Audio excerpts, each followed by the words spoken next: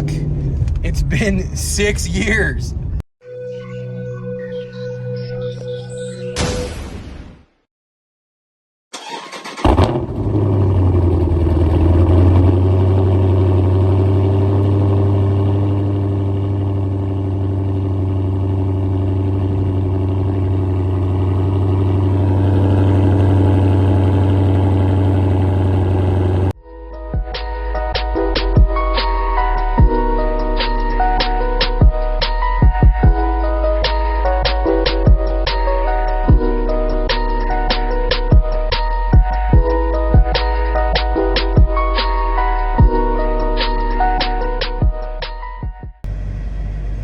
$103,876 miles.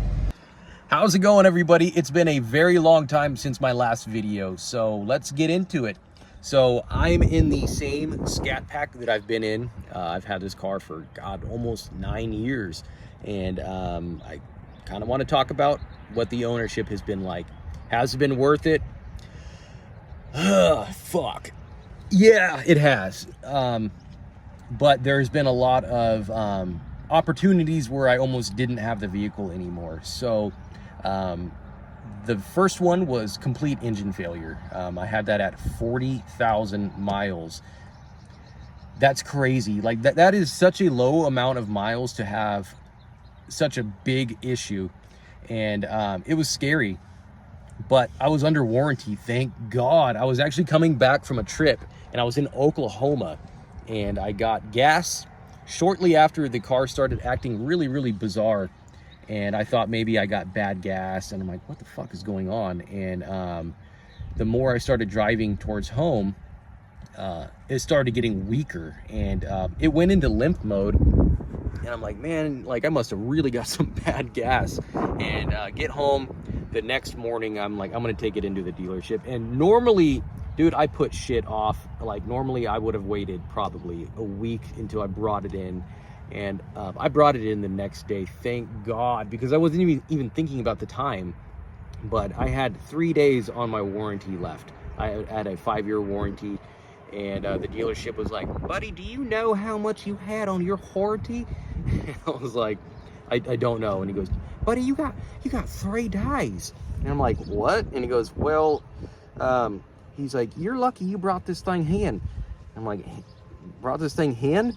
And he goes, you have complete engine failure. And I did, man. It was done. And basically I had the classic Hemi tick, lifter problem. And a lot of people will have lifter problems and they'll go years without it progressing. But mine started and then killed the engine like that. I had metal shavings in the engine. I mean, it was really, really, really bad. And man, I don't even know where I'm supposed to be looking. It's been so long. I'm like, I think it's right over here. But anyways, dude, it fucked my engine up so bad. And they replaced the top end under warranty. And I was pissed about it. I was like, dude, like, this car is, fairly new, and I fought them on it.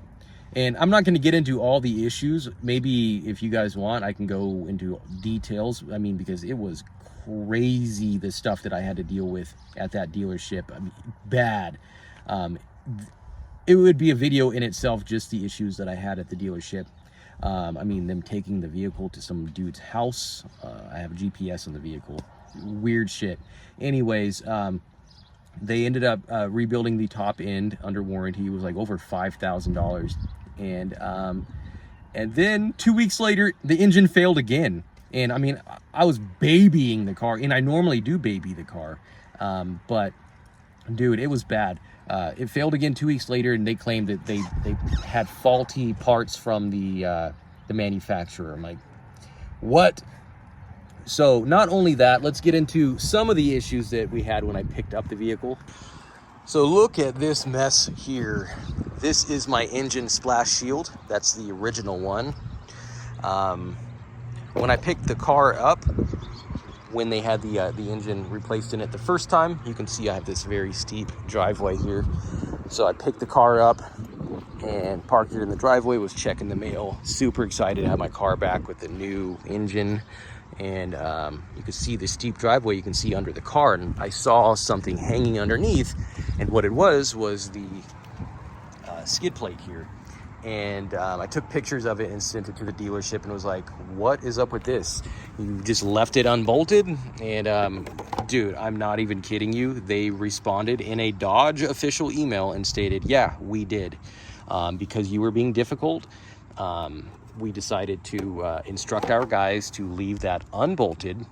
Dude, this thing got ripped off at highway speeds, and it completely, I mean, you can see the damage that it did here. It's missing chunks of it in the middle because all that was torn out, and I don't even know, no idea where it went. It could have hit somebody.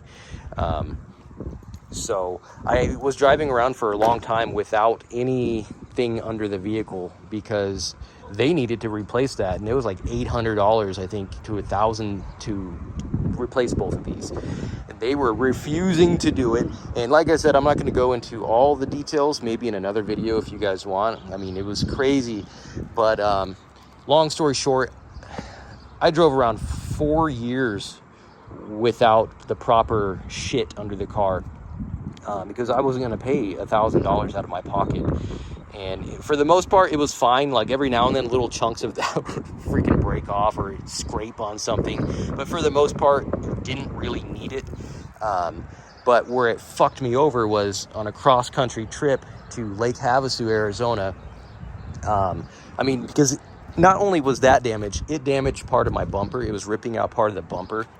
And you can see here from the dealership, this is all from the dealership. You can see that there's a ripple in the metal there. Hard to get it to film. But there's a bolt that goes from here to here, and that was ripped out. And there's a bracket, like a bumper bracket. It's an L shape, and that was busted out. There's just a piece left from here to here. It was kind of bolted in here, but it wasn't connected to anything. So, I mean, it was zip tie city for a long time. And it wasn't until I finally got pissed off one day and I just ripped all this apart, and I was prepared to take off my whole bumper.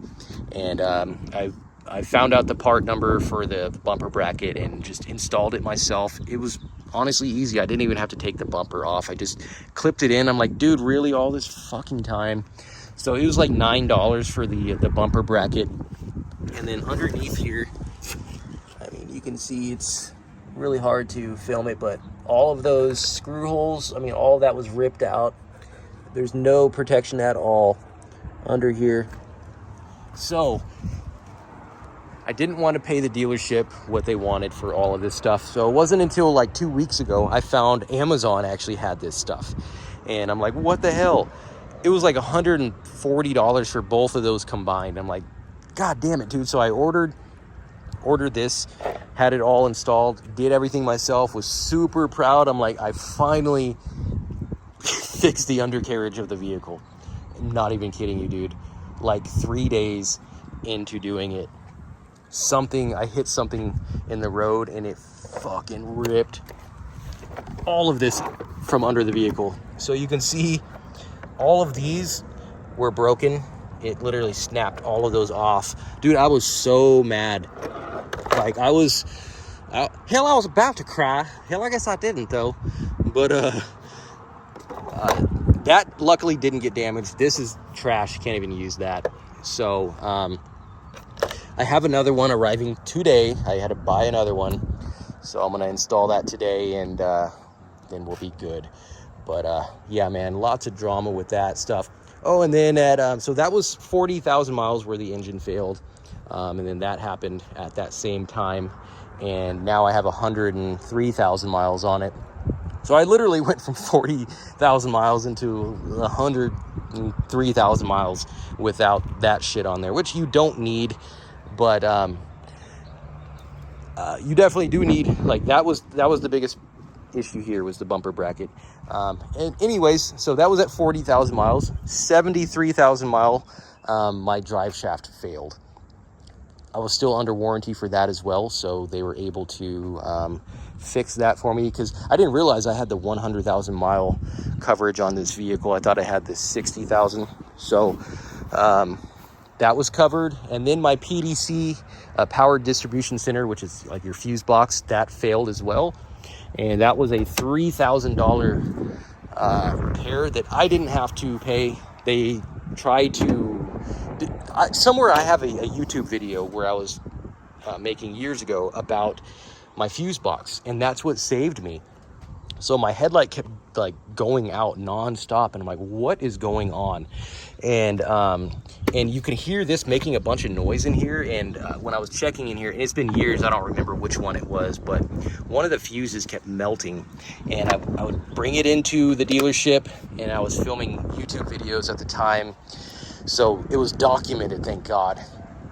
And so when it finally failed, they're like, oh, it's your PDC, the power distribution center, which I didn't even know what that was at the time. So they're like, that's going to be $3,000. And when I had been bringing it in, they were just telling me that I just needed to buy a $300 headlight. And I'm like, it can't be that. It's eating fuses.